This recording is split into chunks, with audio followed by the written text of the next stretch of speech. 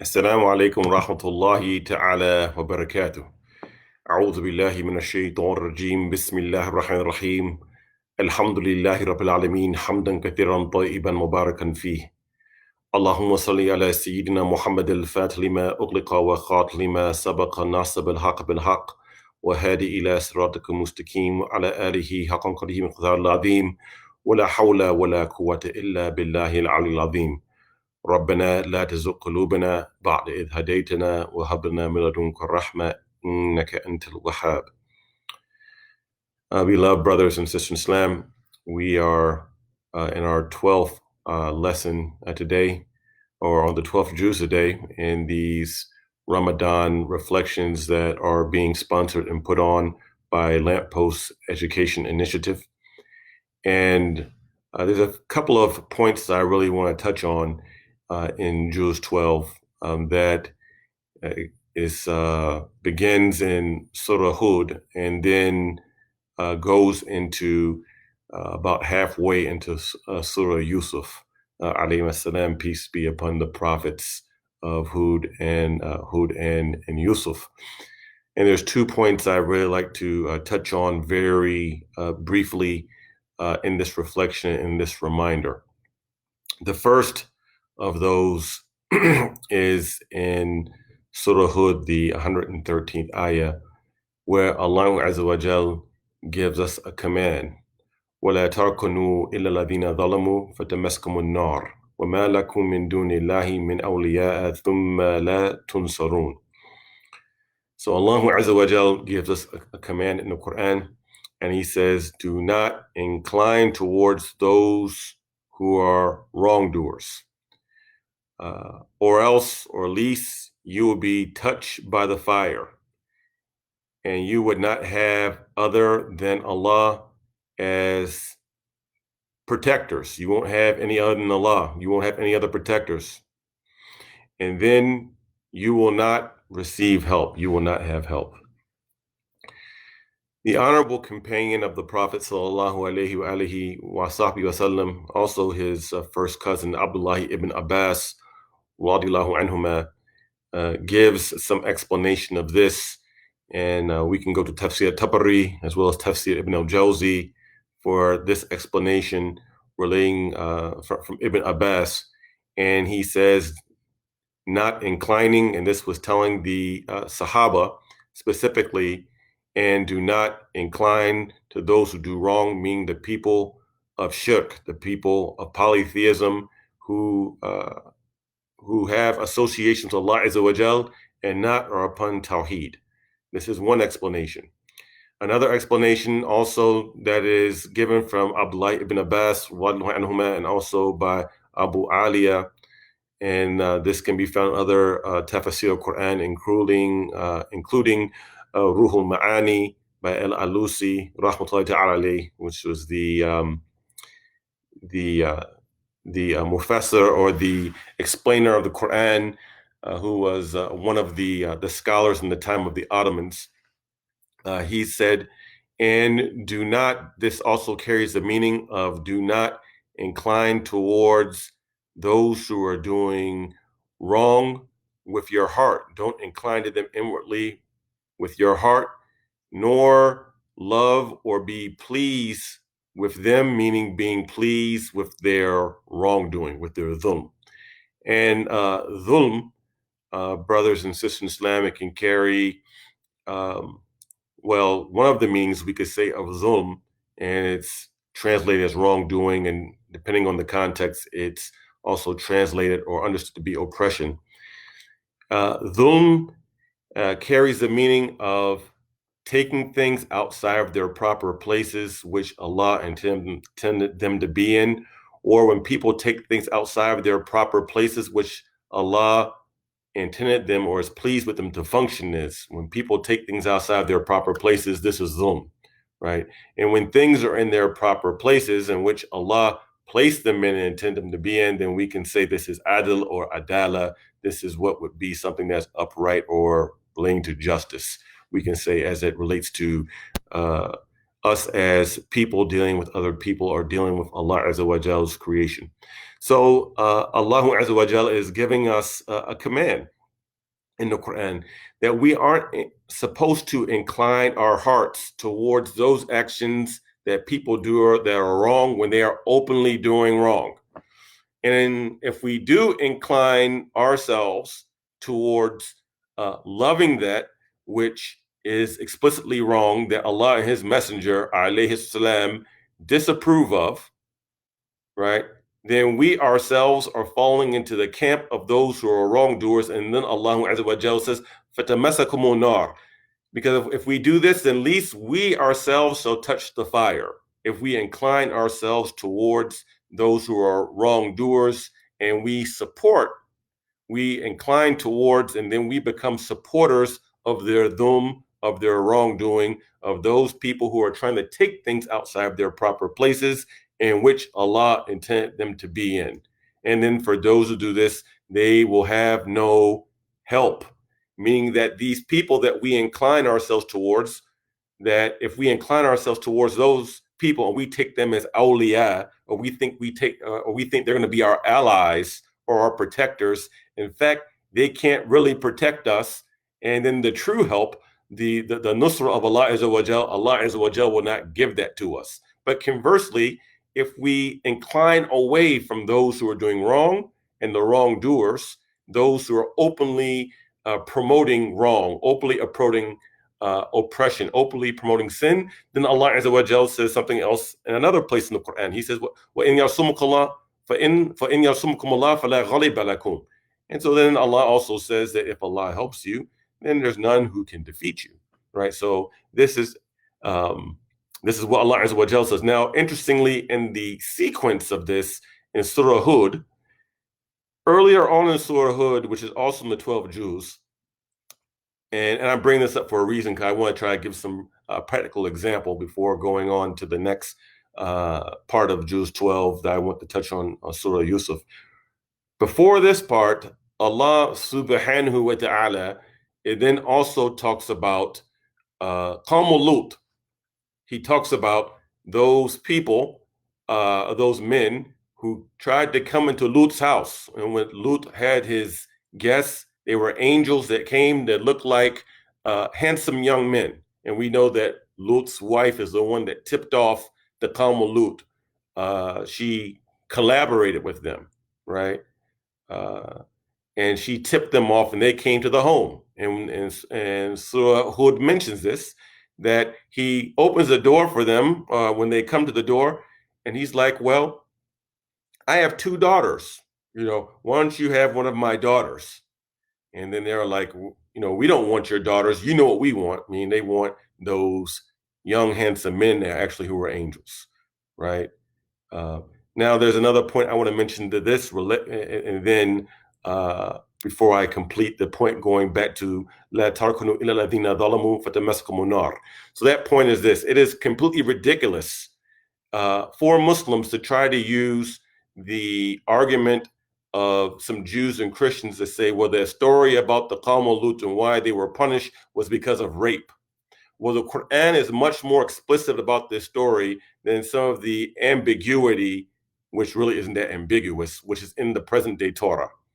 So one, Allah Azza wa Jalla says that they approach men with shahwa as they should approach women, right? So obviously Allah Azza wa Jalla is not encouraging expressing shahwa through rape. But then the other part in relating to Surah Hud, that Lut alayhi salam says, well, why don't you take my two daughters? I mean, why don't you marry my two daughters instead of going after these guys? Now, obviously, Lut alayhi salam wasn't giving up his daughters to be raped by some shahwa crazed men, right?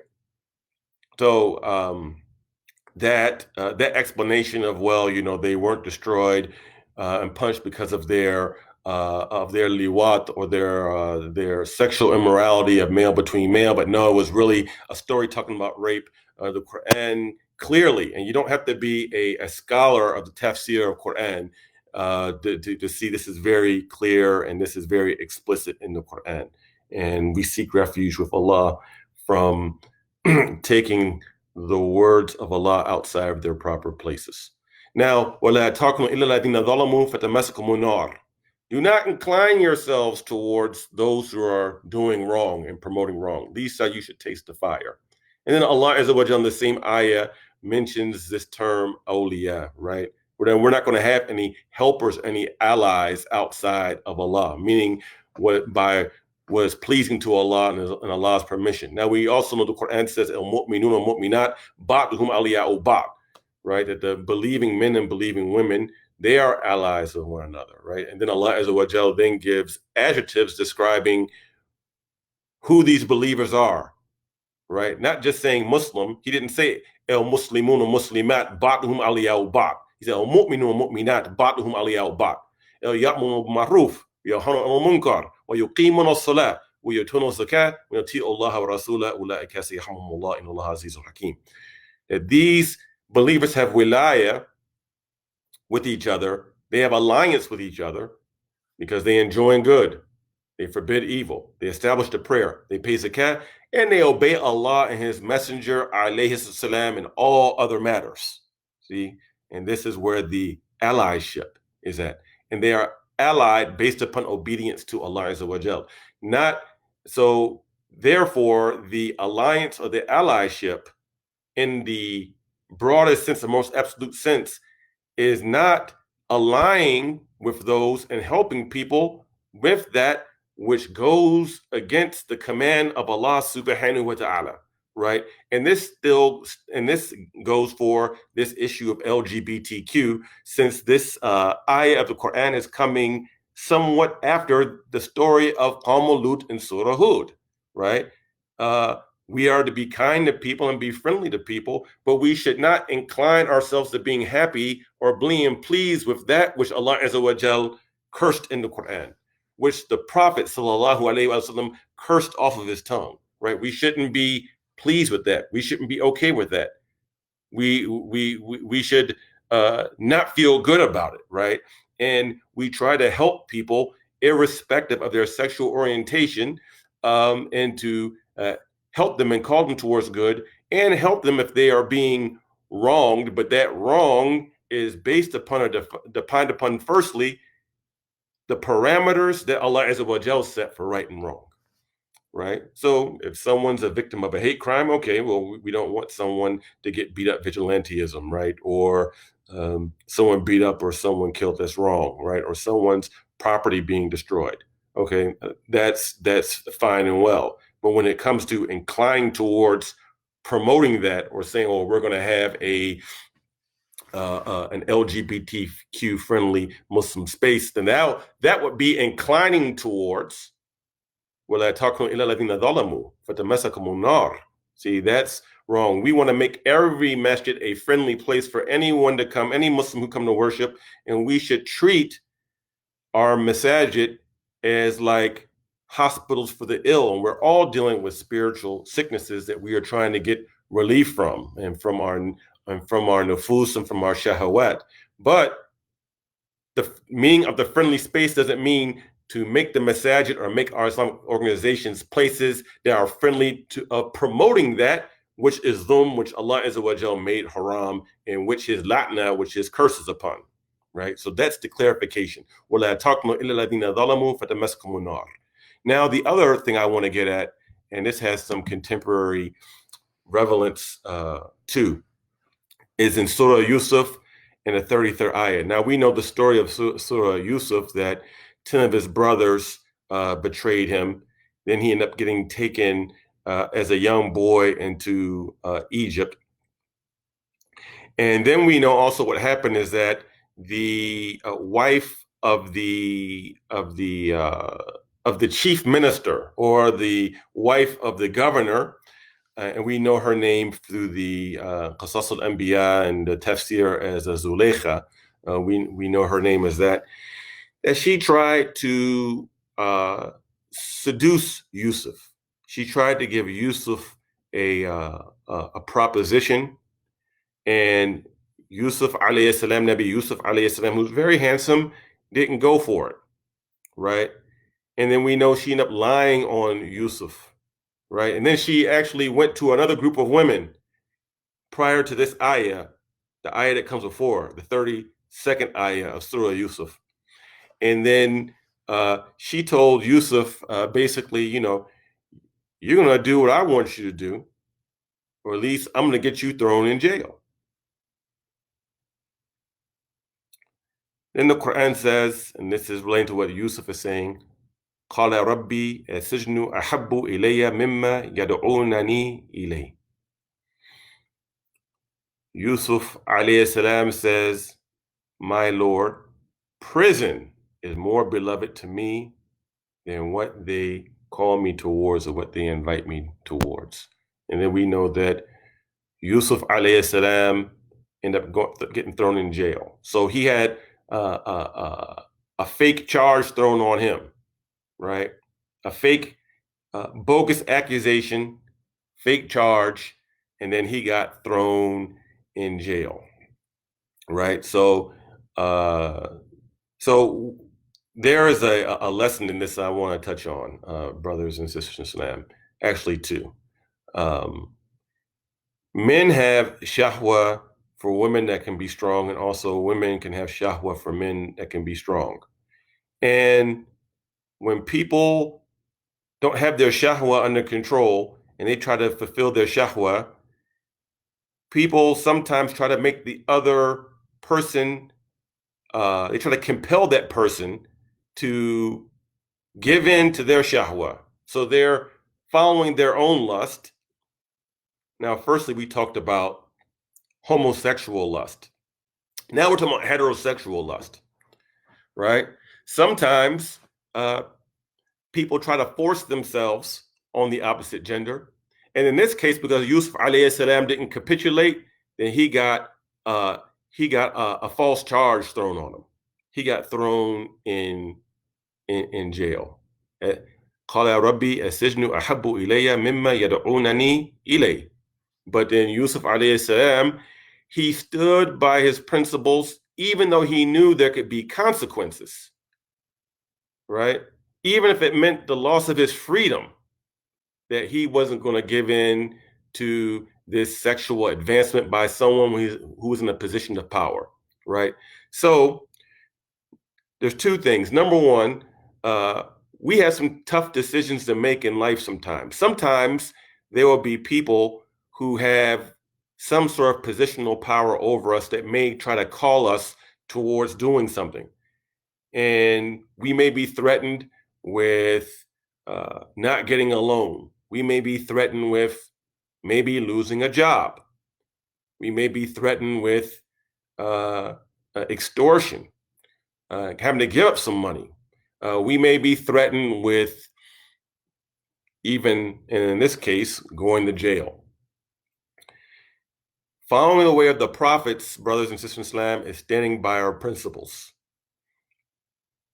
And that we try to restrain that fear and place our trust in Allah subhanahu wa ta'ala. So we don't give in to the calls of sexual indiscretion, or we don't give in to sexual bullying, because Allah Azza wa Jalla gave us agency. Now, if someone forces us against our will and holds us down, that's rape. But outside of that, we should not give in to those types of things. And we shouldn't, and we need to call upon Allah if we're in that situation, for Allah Azza wa Jalla to give us the moral courage and fortitude, instead of us saying, poor me, and I have to give in to this, because if I do, then I'm going to go to jail, lose my job. And this is the example of Nabi Yusuf alayhi salam, right? It's better to lose a job or lose your freedom and go to jail than to give in to that. The second thing is, and this ayah of Quran is not one of the ayat al-Qur'aniyah that relates to ahkam. This is not a verse that relates to law, but there is something I want to touch upon. Now, a charge was made against Yusuf alayhi salam, and he ended up being thrown in jail, but there wasn't corroborating evidence, right? So when we're saying that someone is doing something wrong or some sort of indiscretion, we have to have evidence, and the evidence has to be clear. It just can't be say, well, I think that he did such and such is wrong, but then the evidence doesn't come up. Or I think she did such and such is wrong, but then the evidence doesn't come up, especially if it comes to something such as some sort of sexual advancement or some sort of sexual innuendo. So we can't be a people that just go along with the winds, right? Because something is trendy today. So then you say that all women have to be believed, but then if the woman's not part of your political party, or if the woman makes charge against someone else of the that you like, then you don't agree with the charge. But then you agree with the charge because all women have to be believed because you don't like Fulan bin Fulan or you don't like Fulana bint Fulan, so then you go along with it. No, we have to be a people of principles, right?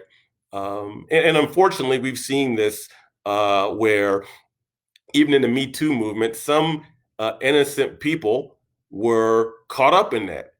Some people who were guilty were uh, were were reprimanded, and we have such as Harvey Weinstein, for instance. And then you have other people who were caught up in that and end up losing jobs and had their reputations damaged. And then come to find out, then it was that they got a bogus charge thrown on them.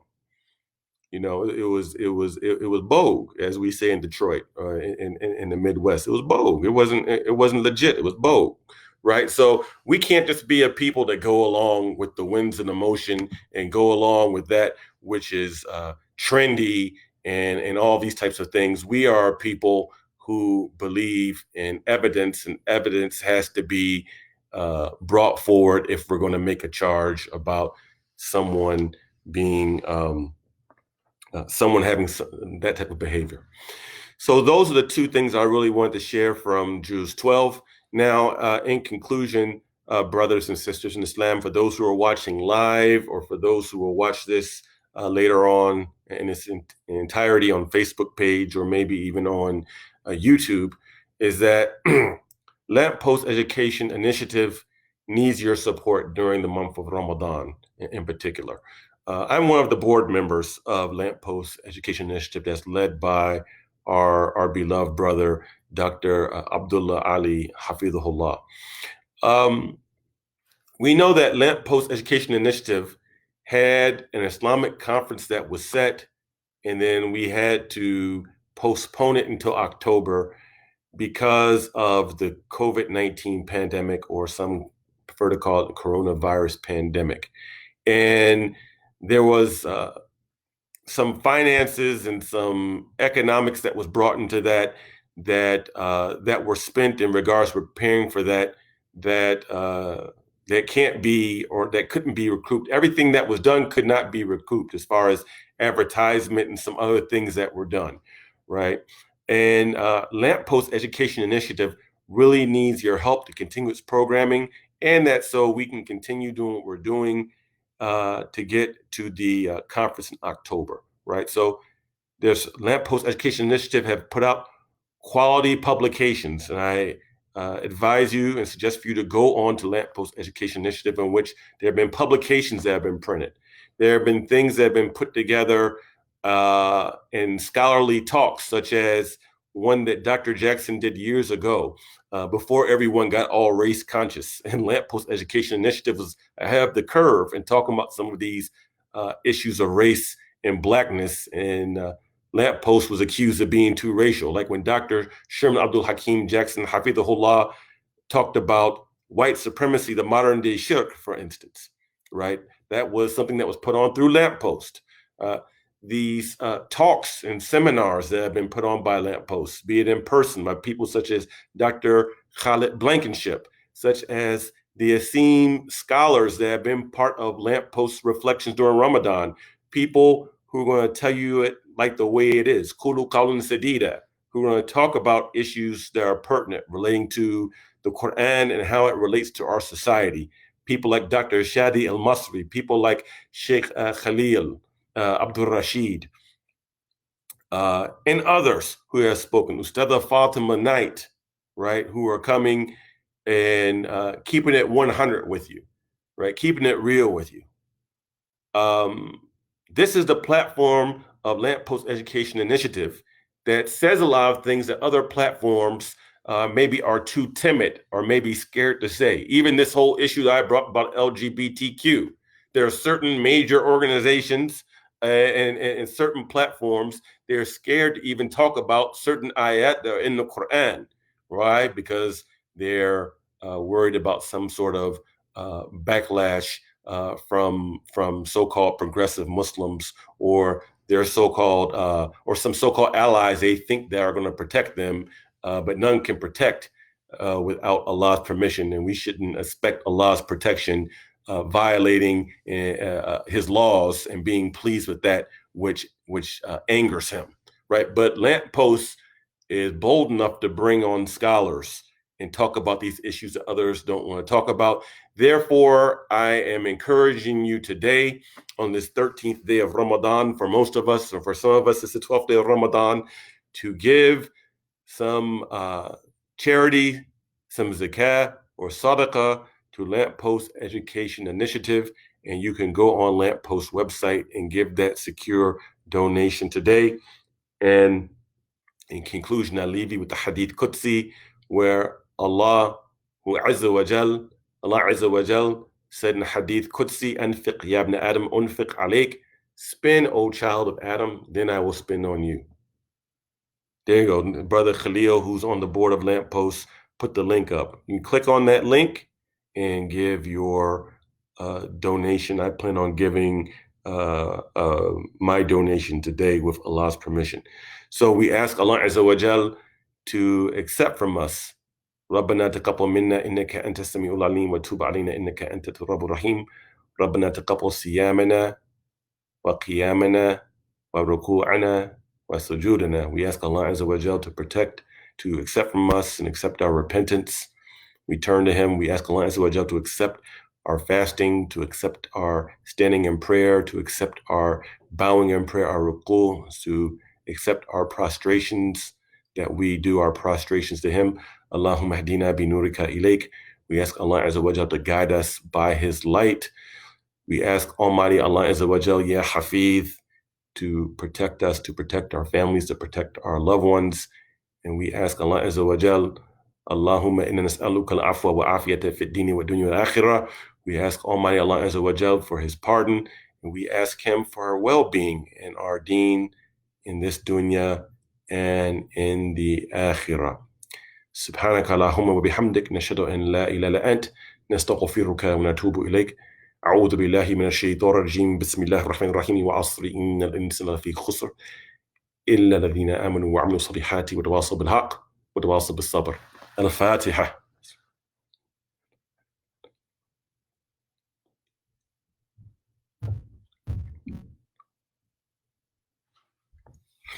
السلام عليكم ورحمة الله تعالى وبركاته.